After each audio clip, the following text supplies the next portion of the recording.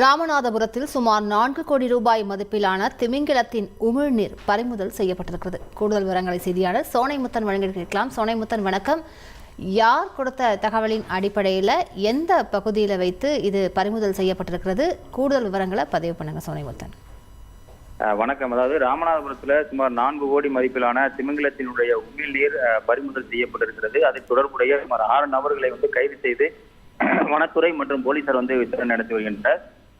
மதுரையிலிருந்து ராமநாதபுரம் நோக்கி இந்த திமிங்கிலத்தினுடைய உமிழ்நீர் கடத்தப்படுவதாக வந்த ரகசிய தகவலின் அடிப்படையில கேணிக்கரை போலீசார், அதாவது ராமநாதபுரம் மாவட்ட காவல் கண்காணிப்பாளர் சந்தீஷினுடைய உத்தரவின் பேர்ல கேணிக்கரை போலீசார் ராமநாதபுரம் அருகே இருக்கக்கூடிய மேலக்கோட்டை அருகே தீவிர வாகன சோதனையில் ஈடுபட்டிருந்தனர். அப்போது சந்தேகத்துக்கிடமான வகையில் சென்று கொண்டிருந்த ஒரு காரை நிறுத்தி சோதனை செய்ததில் காரில் இருந்தவர்கள் போலீசாரை கண்டவுடன் தப்பி ஓட முயன்றிருக்கிறாங்க.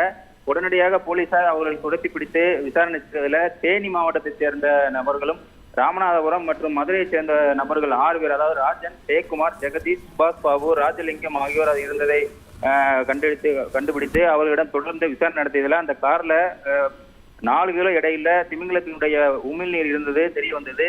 உடனடியாக அந்த கார் மற்றும் இந்த உமிழ்நீர் அந்த 6 பேரையும் கைது செய்து தேனிக்கரை காவல் நிலையத்தில் வைத்து விசாரணை நடத்தி பின்பு ராமநாதபுரம் மாவட்ட வனத்துறை அலுவலகத்தில் ஒப்படைத்து விசாரணை நடத்தி வருகின்றனர். இந்த உமிழ்நீர் அதாவது மருத்துவத்துக்கு பயன்படுத்தக்கூடிய ஒரு பொருளாகும். இதனுடைய சர்வதேச மதிப்பு பல கோடி இருக்கெனவும் தற்போது இந்திய மதிப்பின் அளவில் போலீசார் வட்டாரங்கள் தெரிவிக்கும் பொழுது 4 கோடி இருக்கும் எனவும் முதற்கட்ட விசாரணை என தெரிய வந்திருக்கிறது.